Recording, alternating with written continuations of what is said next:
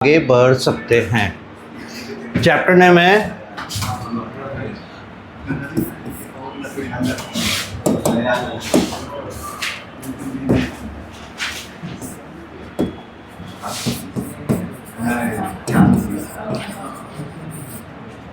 Anatomy of flowering plants.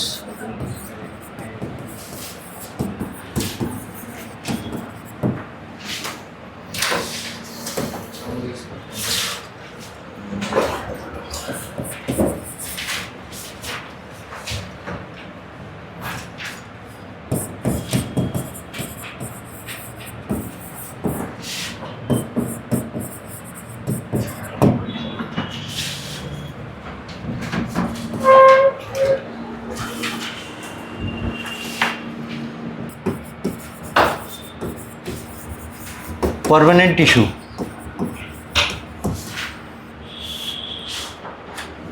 जो meristematic tissue थे उसके बारे में हम लोग काफ़ी डिस्कस किए। ये भी बोले कि ये लगातार एम फेज में नज़र आएंगे, कंपैरिजन करके भी देखे, बहुत सारी चीज़ हम लोग को दिखा, है ना। न्यूक्लियस कंपैरेटिवली बड़ा नज़र आएगा, वैक्यूल नहीं होंगे या कभी कभार हो भी सकता है पर यूजुअली नहीं होते। साइटोप्लाज्म डेंस होगा, सेल वॉल पतला होगा, थिन होगा। रीज़न क्या है? थिक करने के लिए उसको मौका कहाँ है। This are the things. तो ये सब हम लोग को एक आइडिया लग चुका। फिर हाँ, एक चीज़ और था कि वो जो क्लासिफिकेशन हम लोग किए थे वो कहाँ कहाँ पाए जाएंगे। जैसे मेरिस्टेमेटिक टिश्यू था,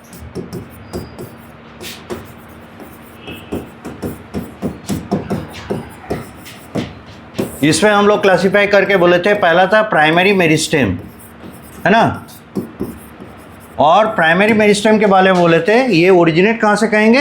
एम्ब्रायो से, है ना। सीड के अंदर रूट और शूट प्रोड्यूस करने के लिए जो मेरिस्टेम रहता है, that is the origin of primary meristem. ठीक, तो ये कहाँ पाया जाएगा? Found at root tip, root and shoot tip. ठीक है। दूसरा है, अच्छा एक और,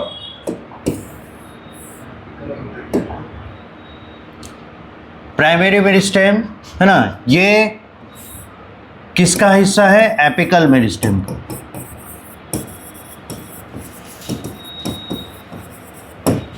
उसके बारे में ये डिस्कस हुआ। एपिकल मेरिस्टेम कहाँ पाया जाएगा? At the tips. अब इसका दूसरा टाइप है इंटरकैलरी मेरिस्टेम। देखिए ये है नहीं पढ़ने के लिए आपके बुक में, आपके चैप्टर हटाए हुए हैं, लेकिन इसका यूज़ आपको मॉर्फोलॉजी ऑफ फ्लावरिंग प्लांट में भरपूर दिखेगा। ये इंटरकैलरी मेरिस्टेम है क्या? क्या होता है, जैसे ये मान लीजिए टिप है, ठीक है, और यहाँ पे फ्यू सेल्स आर देयर जो कि मेरिस्टेमेटिक हैं, मेरिस्टेमेटिक। से फॉर एग्जांपल ये शूट टिप है, शूट टिप, यहाँ पे इसका ज़्यादा इंपॉर्टेंस समझ में आएगा। कुछ दिनों के बाद आप देखेंगे ये शूट लंबा हो गया, लेकिन मेरिस्टेमेटिक टिश्यू यहीं पे बैठे हुए हैं, राइट। तो पीछे वाले सेल डिवाइड करने के बाद जो बने उनका क्या हुआ? उन्हें डिवाइड करने का मौका नहीं मिल रहा है। क्यों नहीं मौका मिलेगा? इसलिए मान लेते हैं कि यहाँ वाले, यहाँ सेंटर में बीच में कहीं पे कोई सेल है, वो डिवाइड करना चाह रहा है, डिवाइड करके अपना नंबर बढ़ाएगा। नए सेल को रखने के लिए जगह है स्पेस नहीं है, कहाँ रखेगा? इसलिए ये वेट करते हैं कुछ पर्टिकुलर टाइम पीरियड तक, और उसके बाद फिर अपना डिवाइडिंग कैपेसिटी छोड़ देते हैं और वो परमानेंट टिश्यू में कन्वर्ट हो जाता है। दिस इज़ द रीज़न कि मेरिस्टेमेटिक टिश्यू से ही परमानेंट टिश्यू का ओरिजिन होता है, राइट। जो शुरू दिन बताए थे परमानेंट टिश्यू कैसे बनते हैं, बताए थे कि मेरिस्टेमेटिक टिश्यू का कन्वर्सन उसमें होता है। यहाँ पे हम लोग को लॉजिक समझ में आ रहा है कि क्यों होगा। ये लगातार डिवाइड करने के बाद नंबर ऑफ सेल्स देता जा रहा है। तो अगर हम लोग ऐसे समझे, this is the front line cell, है ना, यहाँ पे 3 सेल हैं फॉर एग्जांपल। ये जब डिवाइड करेगा, अब यहाँ पे हर एक जगह पे 2-2 सेल दिखाई देगा, राइट। अब जब डिवाइड करेगा तो टोटल नंबर ऑफ सेल्स 4 होने चाहिए थे, है ना। लेकिन क्या होगा, शुरुआत में चारों तरफ स्पेस है, इसलिए आपको ऐसे तो दिखेंगे,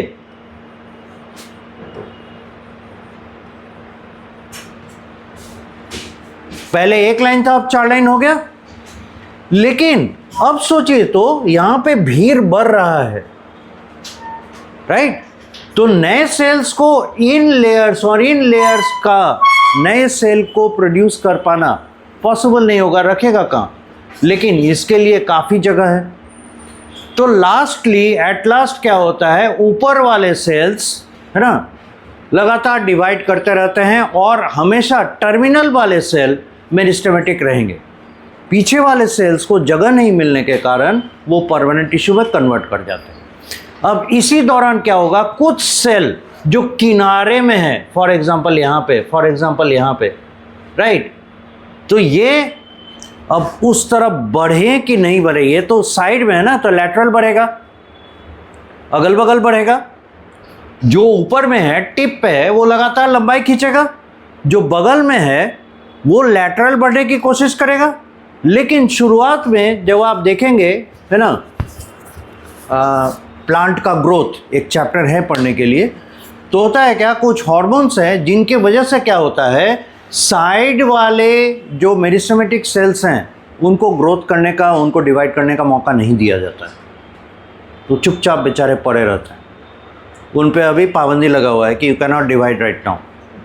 तो वो एक बर्ड बना के बैठे हुए रहते हैं, राइट, वो बर्ड बना के बैठे हुए रहते हैं। और सफिशिएंट हाइट जब आ गया तब उन बर्ड में से ब्रांचेस निकलते हैं।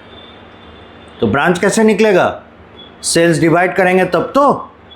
इसलिए जो पौधा आगे की ओर, ऊपर की ओर लंबाई खींचता है, साइड से जो उसके ब्रांचेस निकलते हैं वो भी मेरिस्टेमेटिक टिश्यू के ही हैं, लेकिन वो एपिकल मेरिस्टेम के कुछ छोड़े हुए सेल्स हैं जो जानबूझकर वहाँ छोड़ दिए गए। वो डिवाइड करके ब्रांचेस प्रोड्यूस करेंगे, वो डिवाइड करके फ्लावर प्रोड्यूस करेंगे, वो डिवाइड करके लीफ बनाएंगे, ये उनका काम है। तो अब हम लोग एक्चुअल पिक्चर में देखें कि एक प्लांट में एपिकल मेरिस्टेम, इंटरकैलरी मेरिस्टेम कहाँ मिलेगा। एपिकल मेरिस्टेम टिप पे मिलेगा, इंटरकैलरी मेरिस्टेम आपको साइड वाइज बर्ड्स में मिलेंगे, उन्हें लैटरल बर्ड कहते हैं। ठीक है, समझ में आया। तो हम लोग इंटरकैलरी मेरिस्टेम का पोजीशन कहाँ लिखे हैं, एट लैटरल बर्ड्स, ठीक है। और ये लैटरल बर्ड्स मोनोकॉट में, ये जो है इंटरकैलरी मेरिस्टेम, ये रिपेयर करने का काम करते हैं। जैसे आपको बताए हैं या आप देखे भी होंगे, बकरी अगर खेत में घुस गई, है ना, काफ़ी घास है, या मैदान में घुस गई जहाँ पे बहुत घास है, वो तो फास्ट ग्रेजर है, बहुत तेज़ी से घास खाते हुए चली जाएगी। 1 से 2 दिन वेट कर लीजिए, आपको घास का लंबाई चौड़ाई उतना ही मिलेगा। कैसे, तो ग्रासेस के जो इंटरकैलरी मेरिस्टेम है वो ये पर्पस टेकअप कर लेते हैं और बहुत तेज़ी से डिवाइड करके लॉस्ट पार्ट रिपेयर कर लेता है। तो आप यहाँ से समझ सकते हैं एपिकल मेरिस्टेम का कुछ कहने का ज़रूरत नहीं है। ये क्या करते हैं, लंबाई बढ़ाएगा, they will raise the height. Intercalary meristem, इसका पर्पस क्या हो जाएगा, फंक्शन क्या हो जाएगा, to produce branches, leaves, flowers,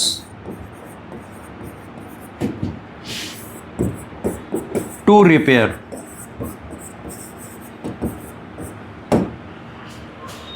ये हुआ प्राइमरी मेरिस्टेम।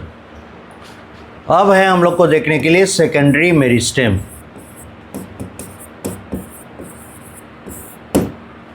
सेकेंडरी मेरिस्टेम वो हैं जो परमानेंट टिश्यू के वापस डिवाइडिंग कैपेसिटी प्राप्त करने के वजह से बनते हैं। So they are form by the permanent tissues. तो आप बोलिएगा सर अभी तो आप बताएं कि परमानेंट टिश्यू डिवाइड करने का कैपेसिटी छोड़ चुका होता है, तो हम भी यही बोल रहे हैं, डिवाइडिंग कैपेसिटी वो छोड़ चुका था, लेकिन अंडर सर्टेन सर्कमस्टांसेस दे रीगेन, वो अपना डिवाइडिंग कैपेसिटी वापस ले आता है, लेकिन कुछ ही जगह पे, सब जगह पे नहीं, सारे जगहों पे नहीं, कुछ एक जगह पे, और उसके वजह से क्या होता है, वो फिर से मेरिस्टेमेटिक टिश्यू की तरह बिहेव करने लगता है।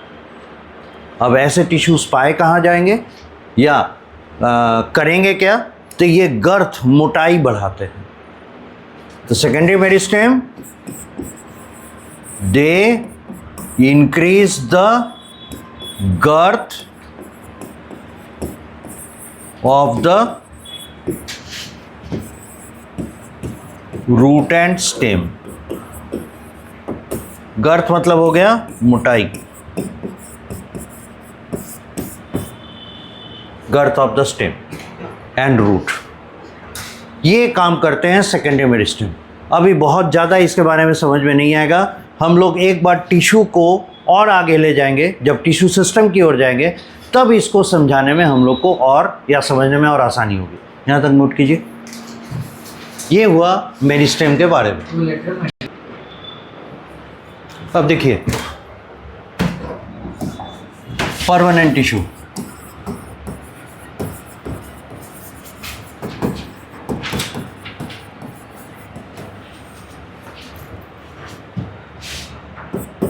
पहला टाइप है सिंपल परमानेंट।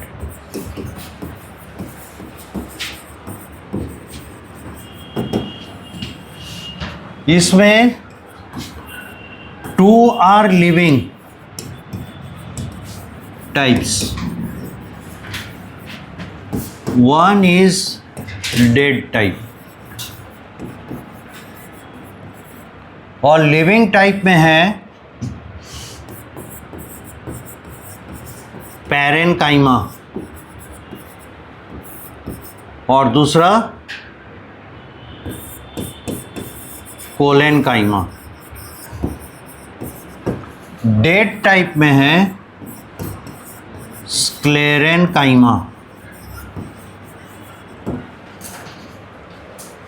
अब आइए पैरेनकाइमा।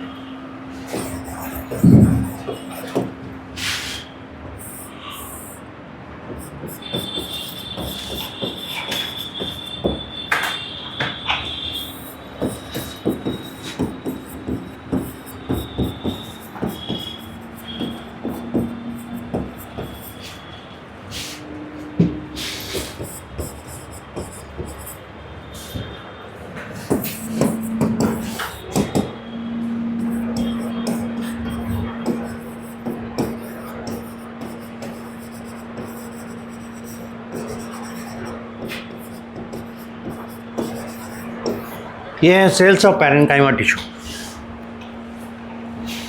जहाँ तक बनाए वहाँ तक रुक जाइए, हम समझा दें उसके बाद और अच्छे से इसको बना पाइएगा।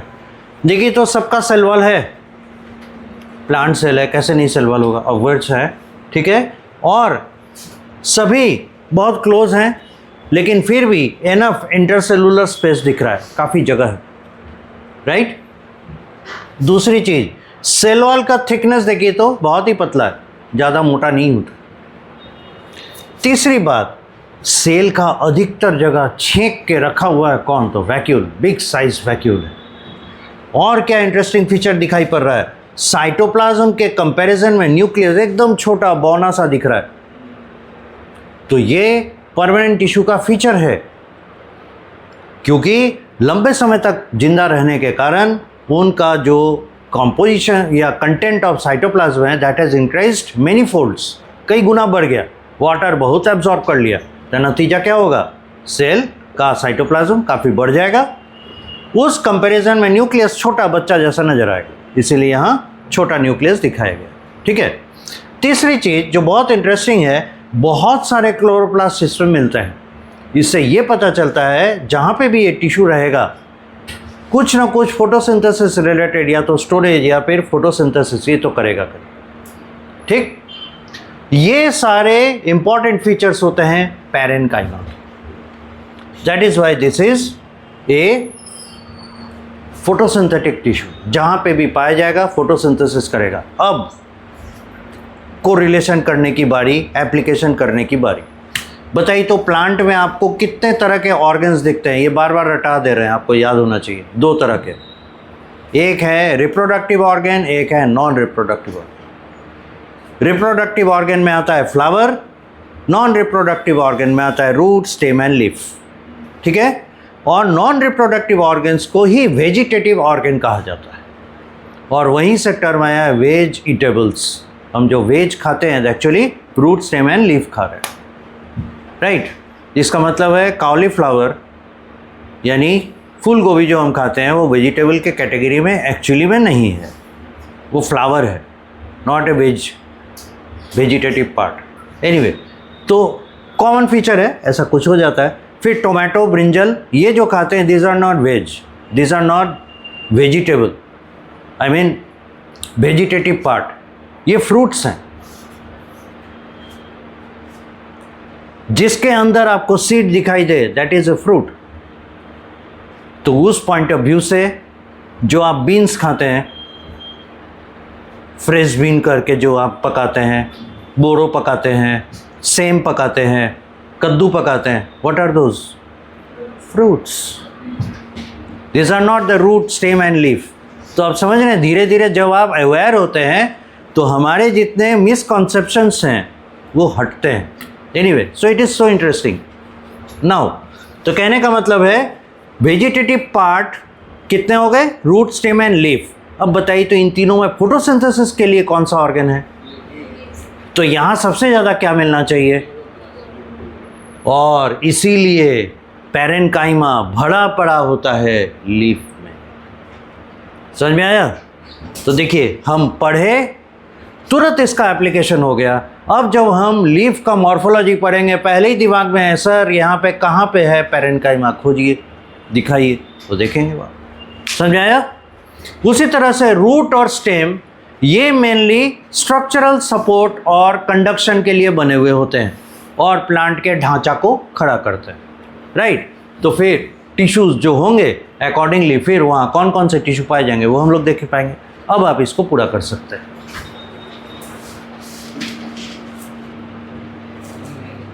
देखिए सबको पढ़ने में बड़ा इंटरेस्ट लगता है और हम बताने की कोशिश करते हैं इंटरेस्टिंग स्टोरी बना कर, लेकिन प्रॉब्लम क्या है, जैसे ही आगे बढ़ते हैं ना पीछे की चीज़ें भूलने लगते हैं, वो कृपया नहीं कीजिएगा।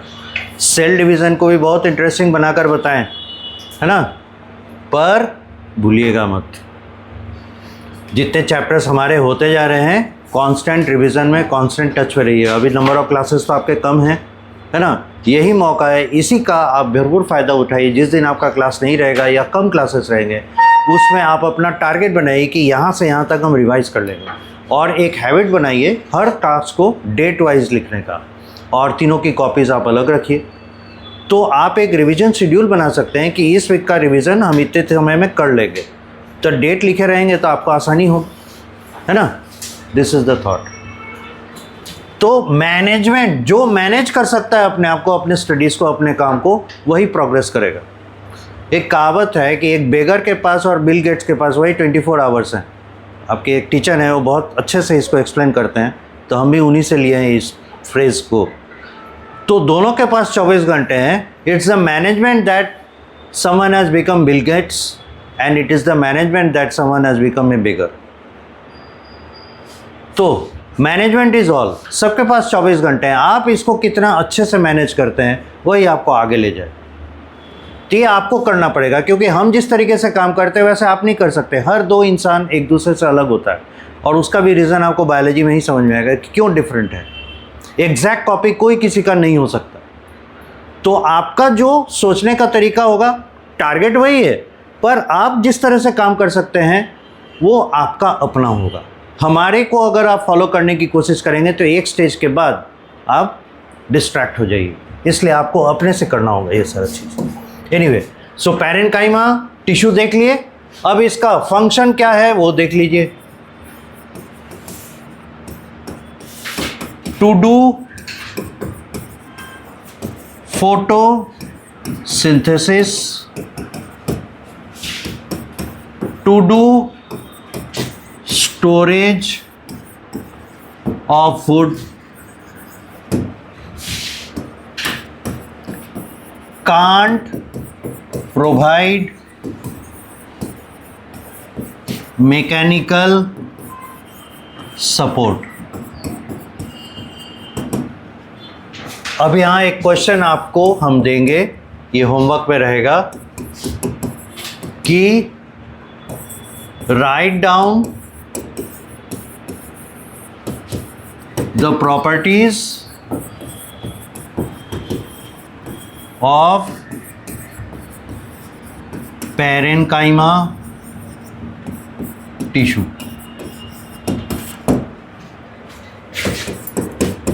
Also mention probable location। तो एक प्लांट में इसका लोकेशन, ये कहाँ कहाँ पाए जाएंगे वो, और इसकी जो प्रॉपर्टीज जो आप डायग्राम बनाए हैं, सब चीज़ हम एक्सप्लेन कर दिए हैं, है ना। ये आपका ड्यूटी हो जाएगा, जरा हम जो समझे हैं उसका लिस्टिंग कर ले, ठीक। सो अब हम आगे बढ़ सकते हैं। नेक्स्ट हमारा है कोलेनकाइमा। पर कोलेनकाइमा में जाने के बाद पहले इंपॉर्टेंट पॉइंट्स,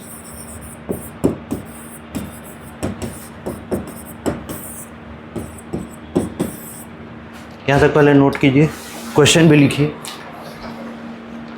में आता है। अब देखिए, इंपॉर्टेंट पॉइंट्स पे आपको बताएंगे इनके वेरिएशन। जब लीफ में ये पाए जाते हैं, एक्सट्रीमली ग्रीन दिखता है बिकॉज ऑफ क्लोरोफिल। क्लोरोप्लास्ट है तो एक्सटेंसिव क्लोरोफिल काफ़ी ज़्यादा होगा इस पर क्लोरोफिल, इसीलिए ये वहाँ पे कहलाते हैं chlorenchyma. When it is present in the leaf, it is called chlorenchyma. तो ऐसा पैरेन्काइमा जो क्लोरोफिल ढेरों लेकर रखा है, फोटोसिंथेसिस कर रहा है, ग्रीन दिख रहा है, उसे क्लोरेनकाइमा कहेंगे। सीरियल नंबर 2, बहुत सारे एक्वेटिक प्लांट्स हैं, है ना, वो डूबते नहीं हैं। तो आप एक बात बताइए, कई बार देखिएगा, है ना, नदी में या डीप सी में जाने के बाद लोग जब डाइव करते हैं तो साथ में एक लाइफ बेल्ट बांध के जाते हैं। लाइफ बेल्ट कैसा होता है? टायर जैसा या ट्यूब जैसा समझ लीजिए, है ना। गाड़ी में जो ट्यूब लगता है टायर के अंदर, ट्यूब जैसा स्ट्रक्चर होता है, और उसमें अपने आप को फंसाकर वो कूदते हैं पानी में। क्यों? डूबेगा नहीं। क्यों नहीं डूबेगा? क्योंकि उसमें एयर होता है, क्योंकि उसमें एयर होता है और एयर का डेंसिटी कम है पानी से, इसलिए वो हमेशा ऊपर तैरता रहेगा। तो सेम प्रिंसिपल अप्लाई करता है जो फ्लोटिंग प्लांट्स हैं, पानी में जो पाए जाने वाले पौधे हैं, वो अपने आप को पानी में सिंक नहीं करे, ऊपर तैरता रहे। बोयांसी के लिए वो हवा भर के रखता है। ठीक, अब इस बोयांसी के लिए एयर चाहिए और देख रहे हैं भरपूर वैक्यूल है इसमें पैरेन्काइमा में। तो जब पैरेन्काइमा एक्वेटिक प्लांट्स में उनको तैरा के बोयांट करके रखने के साथ साथ फोटोसिंथेसिस करने लगता है, तो ऐसे पैरेन्काइमा को एरेन्काइमा कहते हैं। ठीक है, एरेन्काइमा क्या करेगा, एक्वेटिक प्लांट्स में पाया जाएगा और उनको फ्लोट कराएगा, at the same time photosynthesis करेगा। इसका बेहतरीन एग्जाम्पल है जलकुंभी, देखें, उसको वाटर हाइसिंथ भी कहते हैं, बहुत तेज़ी से फैलता है और तालाब के तालाब समाप्त कर दिया। उसको टेरर ऑफ बंगाल भी कहा जाता है। पूरे भारतवर्ष में सबसे ज़्यादा नदी तालाब एक्चुअली बंगाल में था, और इंग्लैंड की महारानी है ना, उनके पॉन्ड में वो लगा हुआ था, उसका फूल बहुत खूबसूरत होता है। तो बस शौकिया, वो ये सोच नहीं पाती कि ऐसा हो सकता है, शौकिया वो लेकर आई थी, जो यहाँ पे गवर्नर जनरल का जो रेसिडेंस है वहाँ वो ठहरी थी, तो वो अपने साथ लेकर आई थी कि जब वो यहाँ आएंगे उसके फूल को देखें, इसलिए यहाँ लगाया गया। पर उसका एडवर्स इफेक्ट ये हुआ, वो फैलते कहाँ चला गया। और जिस समय भारत आज़ाद हुआ था उस समय दिल्ली शहर में करीब कहीं हम पढ़े थे शायद 30 या 32 पॉन्ड था, लेक था, नेचुरल लेक। आज के डेट में एक भी नहीं, थैंक्स टू दैट। तो बहुत एग्रेसिव है। नहीं, वो तो हम आर्टिफिशियली कर रहे हैं, वो ये कैसे करता है, ये बहुत तेज़ी से फैलता है। फैला तो क्या किया, वाटर के सरफेस पे पूरा फैल गया, ये सनलाइट पेनिट्रेशन रोक देगा, तो नीचे में जितने जानवर हैं और जितने भी प्लांट्स हैं वो सब मर जाएंगे। मरेंगे तो उनका बॉडी कहाँ जाएगा, रिवर बेड में, पॉन्ड के बेड में, लेक के बेड में। और ये अमर तो है नहीं, ये भी मरेगा। इसका बॉडी मैसिव है, नीचे जाके सिंक होगा, तो क्या होगा, मिट्टी के साथ वो सड़ेगा, सड़ने के बाद नई मिट्टी बनेगी, लेक ऊपर आ जाएगा, लेक ऊपर आ जाएगा, लेक ऊपर आ जाएगा, अंत में क्या होगा, सॉइल के सरफेस के बराबर हो जाएगा, गड्ढा भर गया, लेक मर गया। This is how it does. So it is an environmental hazard. वो क्या कहते हैं, इकॉर्निया, इसका बायोलॉजिकल नेम है, ऐसे कहते हैं वाटर हाइसिंथ। तो उसी से हम बता रहे हैं आपको कि the aquatic plants float and do photosynthesis